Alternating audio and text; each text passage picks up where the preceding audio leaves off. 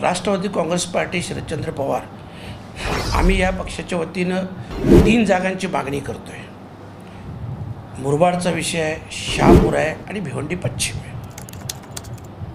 जसं भिवंडी पश्चिमवर किंवा भिवंडी लोकसभेवर काँग्रेसचा दावा होता याच्या अगोदर आपण पाहिलं असेल 10 वर्ष त्यांच्या उमेदवारांना नाकारल्यानंतर राष्ट्रवादी काँग्रेस पार्टी शरदचंद्र पवार या पक्षाच्या वतीने मला उमेदवारी दिली गेली आणि महाविकास आघाडीच्या खात्यात ही 1 जागा ही प्लस झाली।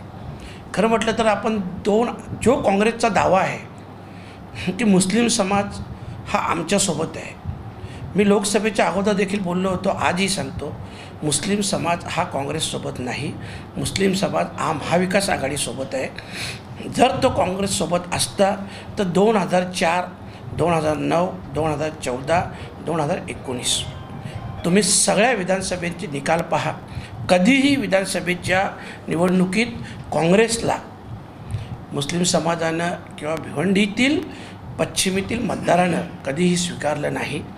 या उलट इथं समाजवादी पार्टीचे जेव्हा रशीद ताईर समाजवादी पार्टीकडून उभे होते तेव्हा ते निवडून आले होते।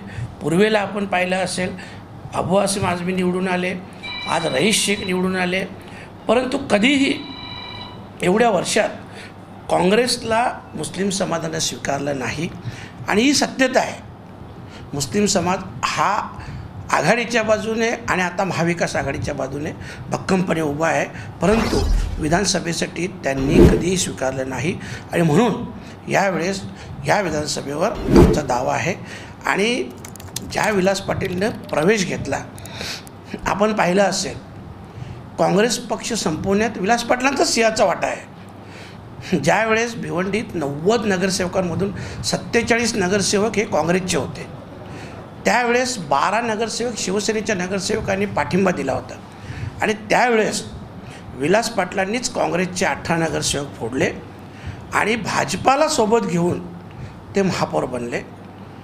विलास पाटलांचा तुम्ही इतिहास बघितला, 2009ला देखील जेव्हा लोकसभा निवडणूक झाली, ज्यावेळेस असं वाटत होतं की काँग्रेसचं पारडं जड आहे, त्यावेळेस विलास पाटलांनी समाजवादी पक्षातून स्वतःच्या वडिलांना अपक्ष म्हणून उभं केलं आणि स्वतःच्या वडिलांना समाजवादी पक्षातून उभं केलं। 2014 भाजपाला जाहीररित्या पाठिंबा दिला, 2019 भाजपाच्या उमेदवाराला पाठिंबा दिला, विधानसभेला देखील भाजपाचं काम केलं आणि आता ते काँग्रेसमध्ये दाखल झालेले आहेत। काँग्रेसवाल्यांना काय साध्य करायचं मला कल्पना नाही, परंतु ज्या 18 नगरसेवकांना तुम्ही डिस्क्वालिफाय करण्यासाठी सगळे प्रयत्न केले आणि त्यांना केलं देखील, पण हे सगळं ज्यांनी घडवलं त्यांना आज तुम्ही पक्षात घेता हेही लक्षात ठेवा। या अगोदर संतोष शेट्टीने देखील पक्षात घेतलं होतं, डे 1 घेऊन उमेदवारी दिली, लगेच उमेदवारी दिली, ठीक आहे, ते पडले, त्याच्यानंतर दुसऱ्या दिवशी ते भाजपात दाखल झाले।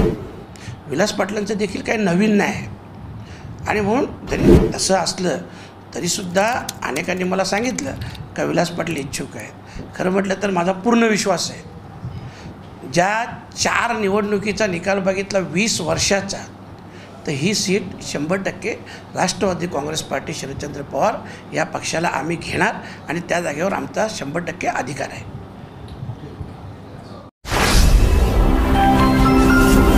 Speed news Bharat.